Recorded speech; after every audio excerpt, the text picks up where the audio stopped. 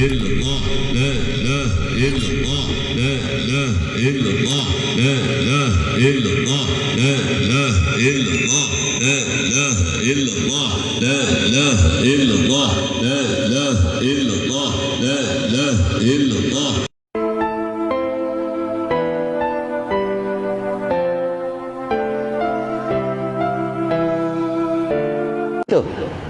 Jangan orang nuntut ilmu. Lam yaqrab ilallah illa bu'anah. Dia tidak akan semakin dekat kepada Allah, malah semakin akan jauh. Karena ilmu sudah dituntut banyak-banyak, tapi amalnya tak ada. Nah, oleh karena itu, kita simpulkan sekarang, ilmu yang wajib bagi kita mempelajari itu ada berapa macam. Ya, ilmu yang wajib kita pelajari itu ada 3 macamnya. Berapa, Pak? 3. Pertama, ilmu tentang iman.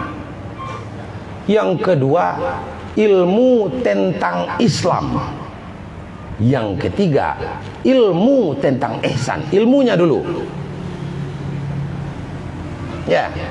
Ilmu tentang iman namanya ilmu tauhid. Ilmu tentang Islam namanya ilmu fikih. Ilmu tentang ihsan namanya ilmu tasawuf. Itu wajib mutlak, dan wajib diajari anak dari dini tentang ilmu tentang iman, ilmu tentang Islam, dan ilmu tentang ihsan. Ilmu tentang iman adalah tauhid, termasyhur ini dengan kata-kata tauhid kalami. Ya, apa itu tauhid kalami? Tauhid ilmu kalam. Apa itu cakupan kajiannya? Tentang rukun iman yang 6. Iman dengan Allah, iman dengan Rasul, iman dengan malaikat, iman dengan kitab, iman dengan hari akhir, iman dengan qada dan qadar. Iman itu dengan Allah, apa maksudnya?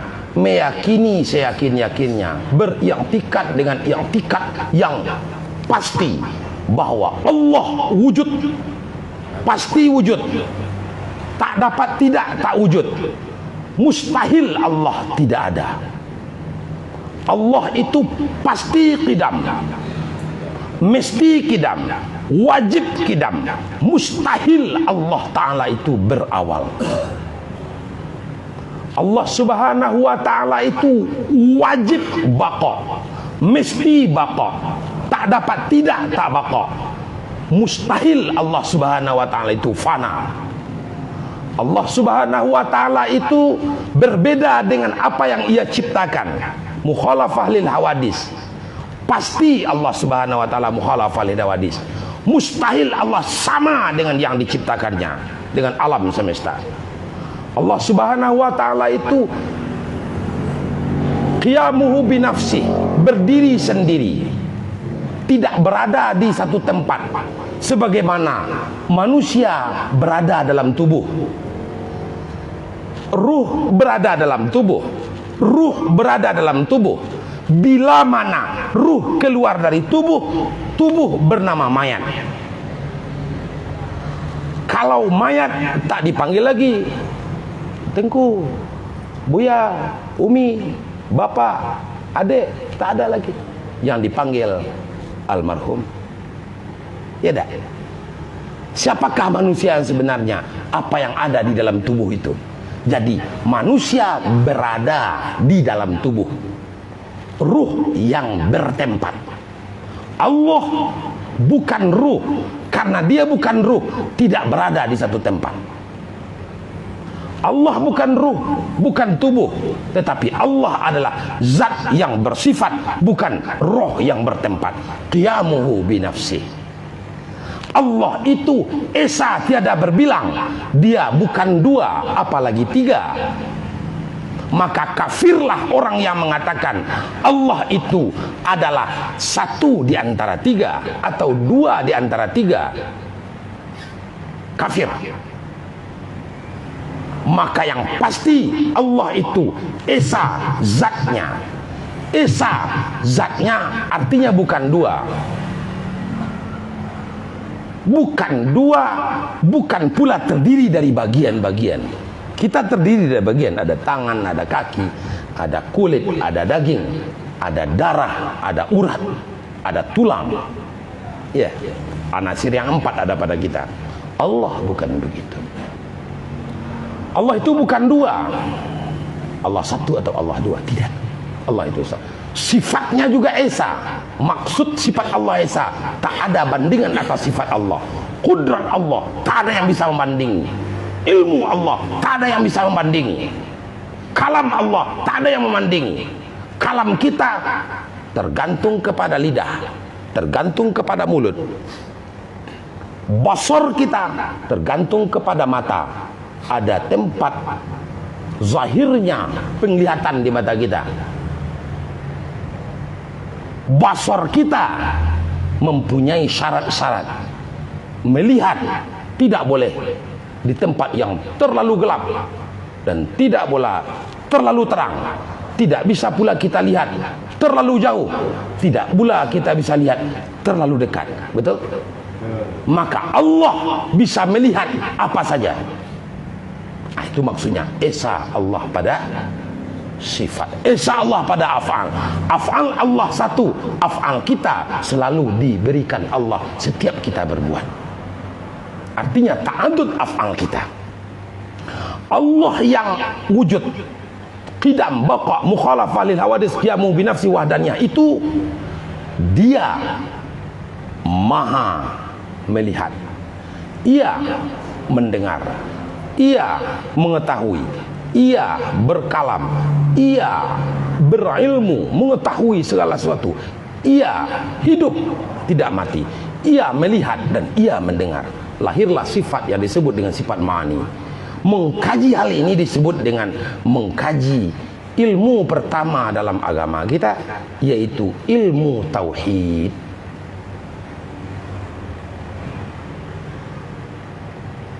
Nah, cukupkah sehingga itu? Tidak. Diketahui pula apa yang mustahil bagi Allah, lawan dari 20 itu. Diketahui pula apa sifat-sifat Nabi yang 4. Apa sifat Nabi yang 4? Siddiq, amanah, fatanah, tabligh. Mustahil Nabi itu berdusta, mustahil Nabi itu bodoh, mustahil Nabi itu tidak bisa dipercaya atau khianat, mustahil Nabi itu nyimpan-nyimpan berita. Semuanya disampaikan oleh Nabi di atas perintah Allah. Malaikat juga harus tahu kita berapa jumlah malaikat, apa sifatnya. Hari akhirat mengerti kita, titian siratal mustaqim. Tahu kita bahwa kita nanti akan dikumpul, tahu kita bahwa kita nanti akan dihisab, tahu kita dan pasti ada surga, ada neraka. Terakhir tentang iman, keyakinan dalam hati bahwa apa yang telah terjadi, apa yang sedang terjadi, apa yang akan terjadi, semata-mata itu adalah atas kehendak Allah, tidak ada yang lain. Kaya kita, miskin kita, dimuliakan kita, dihinakan kita, itu semuanya adalah atas takdir Allah. Allah qul la yusibana illa ma kataballahu lana. Katakan oleh kamu Muhammad, la yusibana illa ma kataballahu lana. Tidak akan tertimpa pada kami kecuali apa yang sudah dalam takdir Allah juga. Makanya kita dilarang untuk resah, baik terhadap perkembangan organisasi kita, baik terhadap perkembangan masa depan kita, baik terhadap rezeki yang akan kita raih, termasuk bagaimana apa yang terjadi masa lalu, apalagi yang masa lalu tak perlu disesali. Mafat la ya'udu ila mafat, yang berlalu biarkan berlalu. Kita hari ini menatap ke depan dengan cara baru, dengan hidup baru, dengan semangat baru. Kita tegakkan kebenaran. Takbir. Itu namanya iman. Apa namanya, Pak? Iman. Islam. Islam juga tak wajib kita ketahui semuanya. Yang wajib untuk kita, yang untuk kita amalkan tiap hari. Makanya kita di MPTT, ya, wajib mempelajari ilmu fikih. Jangan ada sholat yang salah Al-Fatihahnya, tak tahu rukun sujud, tak tahu rukun sholat, tak tahu rukun syarat-syarat sholat, tak tahu bagaimana syarat-syarat ruku, syarat-syarat sujud, tak tahu bagaimana berwudu, tak tahu berapa pembagian air. Kita getol-getol sampaikan, mari kita dekatkan diri dengan Allah. Ente salatnya kagak sah. Kenapa? Karena salat tidak menghadap kiblat.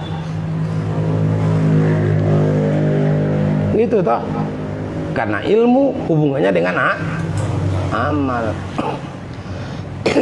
Ilmu itu melahirkan keyakinan.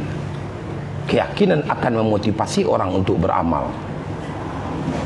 Maka amal yang praktis yang akan kita praktekkan tiap hari, bertayamum, berwudu, mandi, sholat, puasa, zakat, haji. Makanya semakin kita kaya, semakin banyak tugasnya. Ya toh? Orang kaya wajib tahu tentang ilmu bagaimana mengeluarkan zakat. Bapak-bapak sudah tahu bagaimana cara membagi zakat, mengeluarkan zakat? Udah belum? Udah belum? Nah, kalau belum itu makanya tak kaya-kaya. Belajarlah ilmu tentang membagi zakat. Insya Allah Allah datangkan kekayaan kepada kita. Amin. Amin. Ini ilmu tentang bagi zakat aja tak tahu gimana kaya akan datang. Udah tahu bagaimana cara menunaikan haji dan umrah? Udah tahu belum? Nah, itu makanya belum ada juga kesempatan umrah dan haji itu. Belajarlah. Ini sudah dibuktikan. Saya tidak pernah belajar. Saya belajar tentang bagaimana cara umrah haji. Saya tak mungkin duit ini saku di mana lah duit. Tapi berangkat juga. Ya, pokoknya belajar tuh. Insya Allah. Belajar itu. Jadi ini namanya. Oh, secara berdalam-dalam ilmu fikih wajibkah kita ketahui? Fardu kifayah.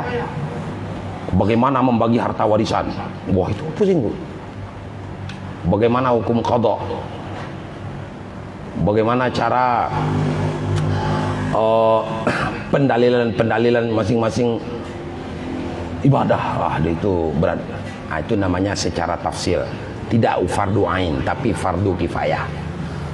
Maka fardu kifayah itu apabila sudah ada satu di antara kita atau beberapa orang di antara kita yang dimasukkan kepada pondok pesantren yang guru kita dengan sebab berkembangnya MPTT termasuk di Batam, saya sampaikan bahwa pondok pesantren kita itu didirikan oleh MPTTI Kepri.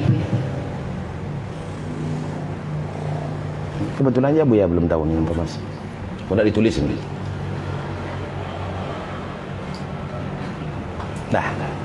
Nah ini cukupkah dua itu saja? Belum. Ibarat makan ini Wali. Ya enggak Wali ya? Ilmu tentang iman sudah ada, ilmu tentang Islam sudah ada, tapi lezatnya belum dapat. Bapak-bapak sering mau ngopi itu ya? Kopi. Ini saya ambilin kopi. Kopi ini ada pula kaidah mengaduknya. Bagaimana cara mengaduknya? Kapan dimasukkan? Masukkan air baru masukkan kopi. Gimana rasa kopi kira-kira? Masukkan kopi, air panas, betul-betul panas, siram ke dalam. Bagaimana rasanya? Air mendidih, ditunggu dulu, biar mendidih dulu agak 5 menit lagi. Dimasukkan ke dalam. Bagaimana rasanya? Air mendidih, didiamkan dulu 2 menit. Tidak dibakar dengan disiram. Bagaimana rasanya? Waduh, kopi itu baru nikmat ada teknik mengaduk kopi. Ya, makanya kopi itu ada satu cangkir 50.000, ada satu cangkir 100.000, ada satu cangkir 3.000. Kalau ngaduknya udah bener. Nah itu 3.000 ya. Ya dah, mutunya kurang. Kenapa? Karena lezatnya tidak dapat. Itu juga ilmu amal. Amal itu tak ada lezat dia apabila kita tidak sempurnakan agama kita dengan yang ketiga yaitu ihsan. Maka menuntut ilmu tentang ihsan itu juga wajib. Apa itu ihsan? Pendek aja tuh kaji ihsan. Anta'budallah ka'annaka tarahu fa illam takun tarahu fa innahu yaraka. Engkau sembah Allah seolah-olah engkau melihat Allah. Jika engkau tidak melihat Allah, sesungguhnya Allah melihatmu. Mana itu Pak Buya? Intinya apa? Intinya hadir Allah di dalam hati kita dari seluruh waktu-waktu kita. Hudur qalbi ilallah. Nah, itu yang dikatakan ihsan. Kalau orang hudur hatinya kepada Allah, salatnya terasa nikmat. Ikhlasnya akan ada, tawaduknya akan ada. Berilmu dia, tak sombong dia dengan ilmunya. Banyak orang alim angkuh dengan ilmunya. Banyak orang kaya angkuh dengan kekayaannya. Banyak para mujahid ria dengan mujahadahnya. Saya ini udah suluk 14 kali ini. La ilaha illallah. Orang suluk 6 tahun, 10 tahun tak ngomong-ngomong. Orang ente baru 2 kali, 3 kali udah tahu orang sekampung. Kumaha. Iya dah. Kenapa itu? Karena tidak pernah mempelajari ilmu lezatnya beriman, lezatnya beramal soleh. Tidak didapat. Kenapa? Karena tidak belajar ilmu tentang ihsan. Ilmu tentang ihsan itu bagaimana mendapatkannya Buya? Gampang, mudah. Bagaimana caranya? Caranya belajar ilmu zikir. Bagaimana cara berzikir itu? Ujungnya aja kita tunjukkan. Pangkalnya kita datang ke rumah guru kita. Ujungnya kita tunjukkan, kita gambarkan. Al-Quran ayat pertama turun itu apa Pak? Iqra. Baca artinya apa? Bacalah. Iqra bismi rabbika. Bacalah olehmu akan nama Tuhanmu. Buya tanya, siapa nama Tuhan kita? Nah, bacalah. Allah, Allah, Allah, Allah. Itu ajaran pertama, itu perintah pertama. Bukan ayat itu saja. Wazkurisma rabbika. Sebut olehmu nama Tuhanmu. Siapa nama Tuhan kita? Allah. Allah, Allah. Kalau tadi baca dengan lidah, sekarang ingat olehmu nama Tuhan. Gemuruh kalbu menyebut Allah akan melahirkan dan memancarkan cahaya yang luar biasa. Di sanalah ihsan akan lahir. Ketika itulah ikhlas akan muncul. Ketika ikhlas muncul, tak berat jauh pun ringan, dekat berat pun ringan. Tapi kalau ikhlas tidak ada, jauh sekali apa yang ditempuh, berat sekali apa yang diangkat. Kenapa? Karena kita tidak ikhlas. Itu yang penting. Nah, ilmu yang 3 ini disebut dengan ilmu yang fardu ain kita pelajari. Apa itu ilmu tentang iman, akidah, tauhid? Apa ilmu tentang Islam, fiqih? Apa ilmu tentang ihsan, tariqat? Ilmu metodologi berzikir, teknik berzikir. Kemana kita pelajari? Kepada guru. Siapa guru kita? Guru alam ini hanya satu, yaitu baginda Nabi Muhammad sallallahu alaihi wasallam. Tidak ada guru yang manusia kecuali Nabi Muhammad sallallahu alaihi. Karena kita umat Nabi Muhammad. Apakah kita telah bertemu dengan Nabi Muhammad? Tidak. Maka kita menerima dari turun temurun dari waris beliau. Nanti sebentar lagi kita baca ya. Nas'aluka Allahumma ya Allahu bi syirri syirri zati ya ghusahu summa bi Jibril fa bil masduqi khairil wara turam fa bis siddiqi fa bi maulal Mustafa Salmani fa qasimin fa Ja'faril irfani.